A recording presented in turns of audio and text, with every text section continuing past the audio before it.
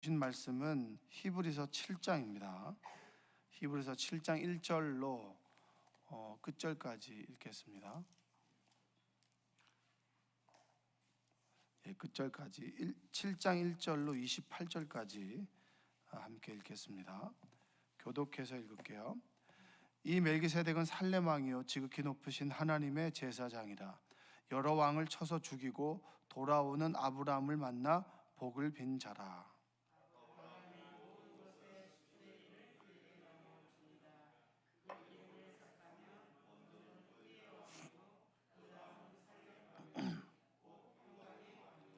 아버지도 없고 어머니도 없고 족보도 없고 시작한 날도 없고 생명의 끝도 없어 하나님의 아들과 닮아서 항상 제사장으로 있느니라.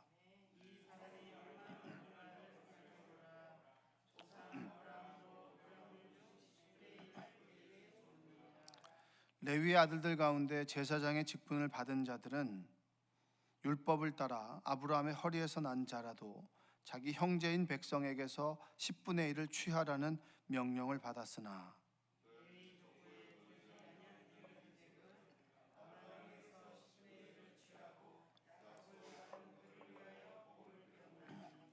논란의 여지 없이 낮은 자가 높은 자에게서 축복을 받느니라.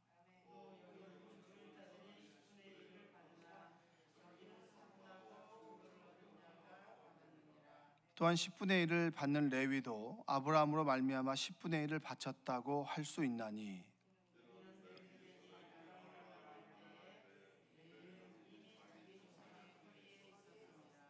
레위 계통의 제사 직분으로 말미암아 온전함을 얻을 수 있었으면 백성이 그 아래에서 율법을 받았으니 어찌하여 아론의 반차를 따르지 않고 멜기세덱의 반차를 따르는 다른 한 제사장을 세울 필요가 있느냐.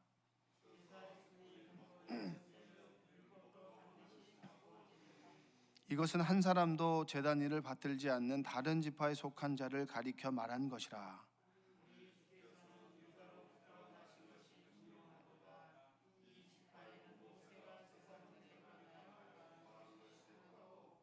멜기세덱과 같은 별다른 한 제사장이 일어난 것을 보니 더욱 분명하도다.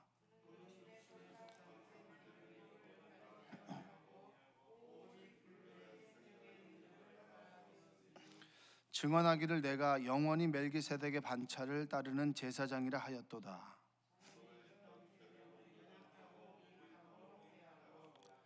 율법은 아무것도 온전하게 못할지라. 이에 더 좋은 소망이 생기니 이것으로 우리가 하나님께 가까이 가느니라.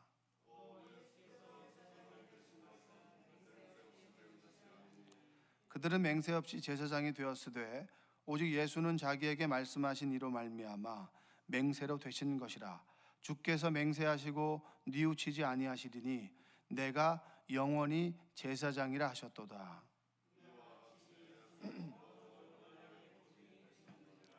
제사장 된 그들의 수효가 많은 것은 죽음으로 말미암아 항상 잊지 못함이로되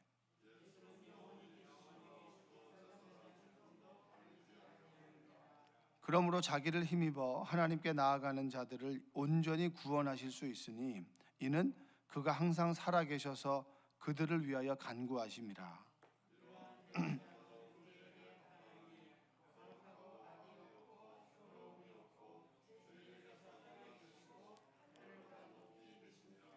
그는 저 대제사장들이 먼저 자기 죄를 위하고 다음에 백성의 죄를 위하여 날마다 제사 드리는 것과 같이 할 필요가 없으니 이는 그가 단번에 자기를 들여 이루셨음이라. 율법은 약점을 가진 사람들을 제사장으로 세웠거니와 율법 후에 하신 맹세의 말씀은 영원히 온전하게 되신 아들을 세우셨느니라. 아멘. 광고 말씀 드리겠습니다. 6시에는 발인 예배를 참석을 하게 됩니다. 발인 예배 참석하실 분들은 6시에 주차장으로 나오면 함께 출발하도록 하겠습니다. 오늘도 하나님의 은혜가 여러분의 삶 가운데 함께하기를 주님의 이름으로 축복합니다. 히브리서 7장이 어렵습니다. 어렵고 이게 무슨 내용인지를 읽어도 잘 모를 거예요. 그래서 그냥 새벽에 힘들게 얘기하느니 간단하게 제가 말씀을 좀 드리겠습니다. 그 예수님은 유다 지파 출신입니다. 유다 지파 출신인데 여러분 우리가 구약에 보면 제사장 그룹은 레위 지파입니다. 그렇죠? 그래서 예수님을 대제사장이라고 얘기를 하는데, 예수님을 믿는 사람들에게 예수님은 대제사장입니다라고 얘기를 하는데, 혈통을 따져보니까 레위 지파가 아니에요.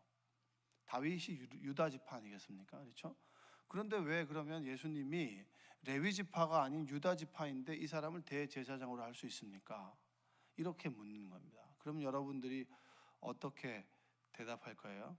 그런 건 몰라도 돼, 그렇게 하면 됩니다. 네, 뭐 그렇게 구체적인 것까지 알 필요가 있겠어요? 그런데 여기서는 중요한 질문을 하는 거예요. 왜냐하면 핍박을 받고 예수님이 구세주다, 너희가 죽였던 그분이 부활하셨고 그리고 그분께서 우리의 구세주가 되셨다. 근데 그분께서 구세주가 되셨는데 그분은 예언자도 되지만 구세주도 되지만 우리에게 대제사장도 되신다. 그랬을 때 그럼 사람들이 물을 거 아니에요. 율법을 가지고 있는 사람들이, 이 사람은 김시성을 따르는 사람이 왕이 돼야 되는데 이 사람은 박시성 아닙니까? 근데 왜 이 사람 우리가 왕으로 대접합니까? 이렇게 묻는 것과 똑같은 겁니다. 그때 누구를 끌어오냐면 그 사람들에게, 이스라엘 민족들에게 익숙한 멜기세덱을 데리고 오는 거예요. 멜기세덱, 자, 레위를 따르는 사람들, 레위 지파의 후손들이 제사장이 된 것 맞습니다. 그런데 아브라함이 롯을 빼앗겼을 때 그 연합군들을 자기의 종들 318명을 데리고 밤에 기습을 해서 롯을 빼내오고 그리고 승리의 어떤 전리품들을 가지고 올 때 누구를 만나게 되느냐라고 하면 멜기세덱을 만나게 됩니다. 그 멜기세덱이 1절에 보면 이 멜기세덱은 살렘 왕이요 지극히 높으신 하나님의 제사장이라, 여러 왕을 쳐서 죽이고 돌아오는 아브라함을 만나 복을 빈 자라. 자, 그때 우리는 아브라함이 누구에게 11조를 줬느냐라고 했을 때 멜기세덱에게 11조를 줬다라고 하는 사실은 들어서 알고 있습니다. 그러면 그 사람은 어떤 사람이냐면 혈통이 없는 거예요. 혈통이 없다는 얘기는 뭐냐면 그 사람은 살렘 왕이다. 살렘 왕이고 그리고 지극히 높으신 하나님의 제사장이다. 이 사람은 레위처럼 혈통이 있는 사람이 아닙니다. 죽고 사는 사람이 아니라 하나님과 같은 사람입니다. 평화의 왕입니다. 살렘의 왕이라고 하는 것은 예루살렘의 왕입니다. 이런 뜻입니다. 그만큼 하나님과 같은 존재입니다. 그러나 예수님께서 대제사장이라고 했을 때 누구의 혈통을 따릅니까? 라고 했을 때 레위의 혈통, 죽고 살고 후손에 의해서 제사장이 세워지는 레위의 후손이 아니라 멜기세덱의 후손입니다. 이런 얘기를 하는 거예요. 그렇게 하면서 예수님께서 대제사장이다, 이 얘기를 하고 있는 겁니다. 그러니까 여러분, 이 새벽에 피곤하고 힘들고 그리고 이제 여러분 기도하러 나오셨는데 이걸 뭐 증명해서 이것이 이겁니다 라고 하는 것이 아니라 결론만 얘기하면 뭐냐면 예수님은 멜기세덱을 따르는 사람입니다. 그리고 제사장은 늘 죽고 살고 하는 사람이지만 예수님은 그렇지 않습니다. 예수님께서는 하나님의 아들이십니다. 그리고 그의 혈통은 멜기세덱의 어떤 반차, 멜기세덱의 허리에서 나왔습니다라는 얘기는 멜기세덱의 혈통을 따르는 사람입니다. 그렇기 때문에 그분은 영원하신 분입니다. 그분은 영원하신 하나님의 아들입니다. 이 얘기를 하고 있는 겁니다. 자, 그것을 통해서 그러면 이 7장에 왜 제가 전체를 읽었느냐 하면 10절까지 읽으면 그걸 증명하고 이 증명 많이 할 필요가 뭐 있겠어요? 우린 결론을 다 알고 있으니까. 그럼 마지막으로 이 히브리서가 어떻게 보면 7장이 굉장히 중요한 부분인데요, 이 7장을 통해서 박해를 받고 신앙을 지켜나가고 오늘도 하루를 힘들게 예수 그리스도를 따르던 사람들에게 해주고 싶은 말씀이 뭐냐면 이 뒷부분에 나옵니다. 뒷부분 우리 한번 읽어볼게요.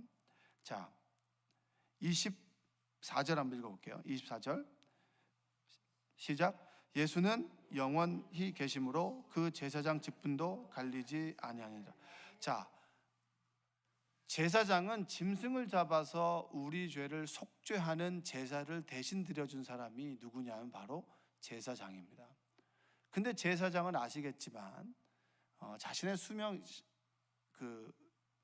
사역에 연한이 있어요. 그래서 죽게 되면 바뀌고 그리고 나이가 되면 또 바뀌게 됩니다. 그랬을 때 주님은 영원히 한 분이고 영원히 우리의 죄를 속죄해 주시는데 짐승을 잡아서 속죄하는 것이 아니라 25절 한번 읽어볼게요.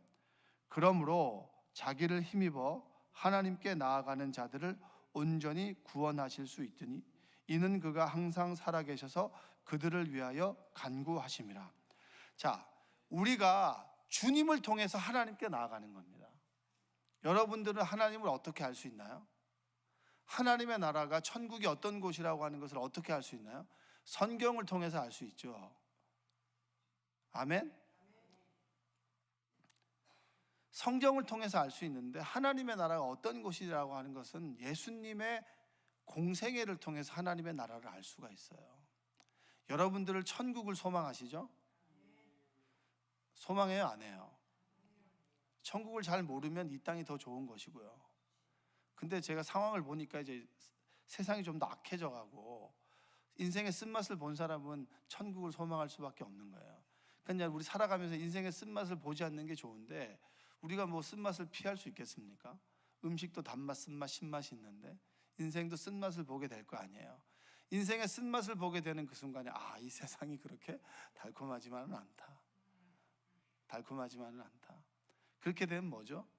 뭔가 달콤한 뭔가를 구할 거 아니에요. 그게 천국이었으면 좋겠죠. 근데 사람들이 천국에 생각하는 것과 그리고 이 땅과 비교해서 천국을 보지만 예수님께서는 천국의 삶을 사셨고 천국을 만들어 가신 사람이잖아요.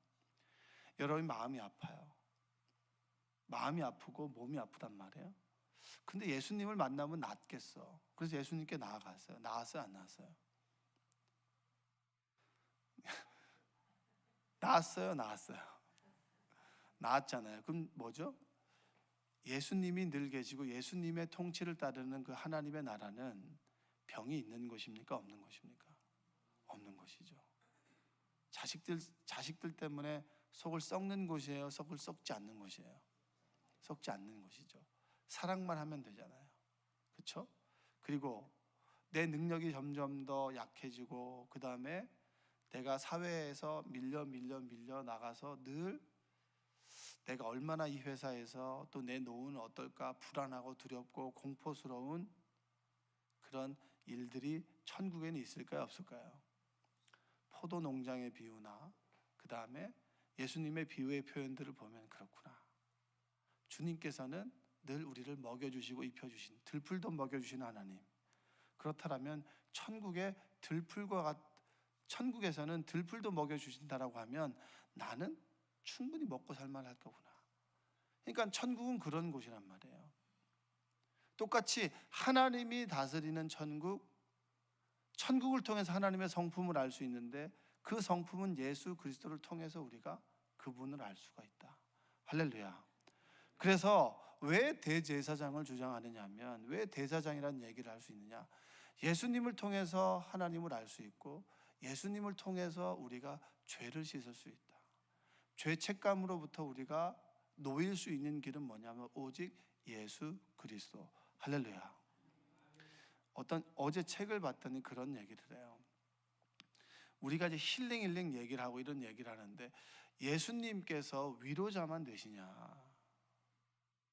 여러분 예수님은 구세주다 이런 얘기를 하는 거예요. 사람들이 예수님에게 어떤 약을 얻어서 내가 위로를 받는 그런 존재로 예수님을 생각하지만 예수님은 구세주라는 거예요.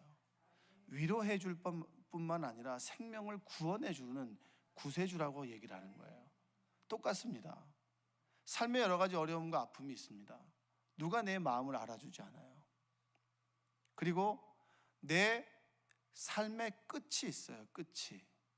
이번에 체육대회를 하면서 제가 잠깐 잠을 자는데 잠을 잘 때 차에서 버스를 타고 잠깐 졸았는데 갑자기 어떤 생각이 들었냐면 내 인생에 오늘 이 시간 주었던 내 나이의 체육대회는 끝났구나 이 생각이 딱 들었어요. 여러분 이게 무슨 말인지 잘 모르시겠죠? 여러분의 나이가 50이라고 합시다. 내 50세 이 시간은 완전히 지나갔구나. 돌이킬 수가 없겠구나 라고 하면서 나도 어느 순간에는 체육대회를 가도 그냥 뛰는 운동 경기를 하지 못하고 의자에 앉아서 관람하는 날이 곧 오겠구나라고 하는 것이 훅 들어왔어요. 여러분들도 마음은 정말 어떻게 보면은 황영조인데, 그렇죠? 황영조인데 몸이 따라주지 않는 분들도 많잖아요. 그건 뭐 나이가 좀 적어도 그러신 분들도 많더라고요. 보니까 50대인데 몸의 상태가 7, 80대인 분도 있고, 그리고 이제 워낙 또 둔한 분도 계시겠지만 그 시간이 지나간다. 이 과거의 시간을 내가 붙잡을 수 없고, 이 시간이 지나가고, 더 중요한 것은 내가 내일 내가 어떤 일이 생겨날지 모르는 거예요. 제 아내가 집안에서 꽈당 넘어졌는데, 꽈당 넘어지는 걸 보면서 이거 한 방에 갈 수가 있겠구나. 만약에 넘어지는 그 장소가 화장실이었다면 바로 갈 수 있겠어요. 저도 화장실에서 넘어지셨는데 뇌출혈로 가만히 쓰러져 있었어요. 집에 아무도 없으니까. 그리고 돌아가신 분 장례 치러 봤어요. 우리에게 죽음이 비수같이 찾아올 텐데 언제 어떻게 찾아올지 모르겠구나. 그럴 때 그러면 나의 모든 인생의 문제를 해결해 줄 수 있는 누구를 붙들고 살아야 되겠느냐? 오직 예수 그리스도. 할렐루야. 여러분, 예수님만이 구원자가 되시고 예수님을 통하여 하나님께 갈 수 있고 하나님 나라에 들어갈 수 있습니다. 여러분들이 예수님만을 붙잡는 여러분들 되시기 원합니다. 저는 예수님을 믿은 것이 너무 감사해요. 우리 어머니를 만나서 어머니에게 대단한 어떤 물질의 유산을 받진 않았지만 어머니로부터 대단한 신앙의 유산을 받았고, 그리고 예수님을 알게 되었다라고 하는 것 자체가 감사한 거예요. 이 얘기는 여러분들이 자녀들에게 정말 가르쳐야 되는 것은 오직 예수 그리스도입니다. 예수 그리스도를 믿고 그분을 믿고 살아가는 것이 얼마나 감사하고 그분 안에 거하는 삶이 얼마나 행복한지를 우리가 보여주고 가르쳐야 되는 거예요. 자, 오늘 여기 보면 25절에 자기를 힘입어 하나님께 나아가는 자들을 온전히 구원하실 수 있다. 근데 구원하시는 것뿐만 아니라 그는 항상 살아계셔서, 이 살아계신다라고 하는 말이 뭐죠? 나와 함께 계셔서. 뭐 한다고요? 나와 함께 계셔서. 한번 따라하세요. 나와 함께 계셔서. 이게 중요한 거예요. 예수님과 동행하는 삶. 네? 예수님께서 나와 함께 계신다. 내가 눈물을 흘릴 때 희노애락 가운데 주님께서 멀리 계신 것이 아니라 나와 함께 계신다. 죄를 지으면 막 몽둥이로 때리는 그런 하나님이 아니라 주님께서 나와 늘 함께 계신다. 함께 계셔서 나를 위해서 간구하신다. 예수님께서 우리를 위해서 간구하신다. 제가 예전에 새벽재단 할 때 이런 얘기 드린 적 있습니다. 여러분 기도 안 하거든요. 기도하는 사람 많지 않아요. 근데 어느 순간에 내가 기도하지 않고 내 주변에 기도하는 사람이 없을 것 같은데 무엇인가가 내 삶 속에서 이루어질 때가 있어요. 그게 뭘까요? 주님께서 기도하신다. 주님이 기도하셨듯이 나도 기도한다. 할렐루야. 주님이 기도하지 않는 나를 위해서 간구하셨듯이 나도 기도하고, 기도하지 않는 그를 위해서 나도 기도한다. 할렐루야. 여러분, 주님께서 기도하시듯이 여러분들도 기도하는 여러분들 되시기 원합니다. 우리가 이렇게 정말 하나님께 구하지 않고 그리고 하나님께 부르짖지 않음에도 불구하고 이렇게 그래도 잘 사는 것은 주님의 간구하심 때문입니다. 그게 믿어질 때 굉장히 감사했어요. 이것이 믿어질 때 제 마음 가운데서는 어떤 마음이 든지 아세요? 기도해야겠구나. 그래, 저 사람이 기도하니 내가 기도하지 않는 것이 아니라 주님께서 기도하시니 나도 기도해야겠구나. 여러분, 이것이 은혜 받은 자의 고백이 될 수 있습니다. 꼭 남편들이 보면, 믿지 않는 남편들이 아내가 기도하는 건 알아가지고 그냥 한마디씩 하잖아요. 기도하고 있어 이렇게 물어보잖아요. 그럼 어떻게 얘기해야 돼요? 교회나 다니라고 뭐 이렇게 얘기하지 마시고 기도하고 있지. 이러면 얼마나 이게 안정감을 갖는지 몰라요. 이 불안하거든요. 불안하는 세상을 어떻게 살아갈 수 있느냐.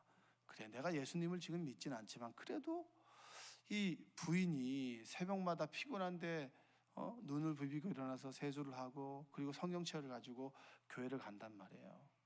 그 뒷모습이 그 누워 자는 남편에게는 위로가 되고 소망이 되는 거예요. 여러분들, 우리의 삶을 이끌어 가시고 우리의 인생을 구원하시는 예수 그리스도께 늘 기도함으로 나아가는 여러분들 되시기 원합니다. 그분께서 27절에 이렇게 얘기하죠. 그는 저 대제사장들이 먼저 자기 죄를 위하고 다음에 백성의 죄를 위하여 날마다 제사 드리는 것과 같이 할 필요가 없으니, 읽겠습니다. 이는 그가 단번에 자기를 드려 이루셨습니다. 주님을 대제사장으로 믿고 살아가는 삶의 모습이 어떠한 줄 아세요? 속회공과에 이제 그 교육을 하면 속장님들이 이런 얘기를 했어요. 사도행전 6장에 보면 헬라파 유대인들과 그리고 히브리파 유대인들이 서로 어떤 분쟁이 생겨나게 됐을 때 사도들이 사람들을 세웁니다. 7명의 어떤 집사를 세워요. 그들을 통해서 일을 이루어 나갈 때 그를 뽑을 때 세 가지를 얘기합니다. 성령과 지혜가 충만하고 사람들에게 칭찬을 받는 사람이다. 성령은 나의 한계를 알고 뭐죠? 주님을 구하는 사람이고, 지혜는 자신의 삶 속에 지혜를 두는 것이 아니라 하나님의 말씀에 지혜를 두는 사람이고, 그리고 칭찬받는, 전 세 번째가 제일 중요하다고 생각해요. 우리는 늘 성령과 지혜를 얘기하지만 우리가 교회 공동체 생활할 때 더 중요한 건 칭찬받는 사람이에요. 칭찬받는 사람들은 어떤 사람이죠? 단적으로 얘기하면 지갑을 잘 여는 사람이 칭찬받는 사람이에요. 아멘? 여러분, 사랑하는 사람들에게 밥 한 번 사시는 은혜가 있기를 바랍니다. 아멘? 좀 더 좀 이렇게 우아하게 얘기하면 자신을 손해볼 줄 아는 사람, 다른 사람에게 자신의 시간을 할애할 수 있고, 굳은 일을 자기가 감당할 수 있고, 그리고 자신이 좀 금전적으로 조금 손해볼 줄 아는 사람, 그 사람이 칭찬받는 사람이에요. 우리가 왜 칭찬받는 사람으로 살아야 됩니까? 우리는 손해보는 게 아니라 자신의 몸을 희생하신 예수님을 구세주로 섬기며 살아가는 사람들이기 때문입니다. 그런데 우리는 예수 믿는 사람들이 믿음의 공동체로 모여서 성령 충만, 지혜를 얘기하지만 자신의 것을 손해보려고 하지 않아요. 늘 칭찬받으려고만 하지 어쩌다가 욕먹으면 막 붕괴해요. 제가 동기회장을 하는데, 동기회장을 할 때 제 미국에서 온 친구가 그런 얘기를 해요. 뭐냐면 동기회 성토하는 친구도 있다는 거예요, 한 명이. 그래서 제가 그걸 듣고, 원래 사람들은 다 그렇다고, 원래 안티가 있어야 진정한 스타가 되는 거라고 이렇게 얘기를 했는데, 그 친구가 제 얘기를 들으면서 되게 안심을 하더라고요. 모든 사람들이 여러분 나에게 박수 쳐주지 않아요. 제가 여기서 설교를 하지만 저의 설교에 은혜 받는 사람도 있지만 저의 설교에 은혜 받지 못하는 사람도 있는 거예요. 근데 모든 사람이 은혜 받겠지라고 하는 건 그건 말도 안 되는 거예요. 예수님도 십자가에 죽은 마당에 저 혼자 스타가 된다, 이건 말도 안 되는 얘기죠. 여러분들도 마찬가지예요. 여러분의 삶에 박수 쳐주는 사람이 있다면 여러분에게 대해서 안티가 되는 사람도 있을 수 있는 겁니다. 그것을 인정하고 받아들이고, 그리고 그렇다 할지라도 그 사람을 위해서 품어주고 기도하는 것, 조금 내 마음을 손해볼 수 있는 것, 그것이 그리스도인의 삶이라고 하는 겁니다. 그게 바로 대제사장이신 예수님의 삶이에요. 마지막에 히브리서 7장에 마무리하면서 이런 말씀 드리고 싶어요. 손해볼 줄 아는 삶을 사시기 바랍니다. 할렐루야.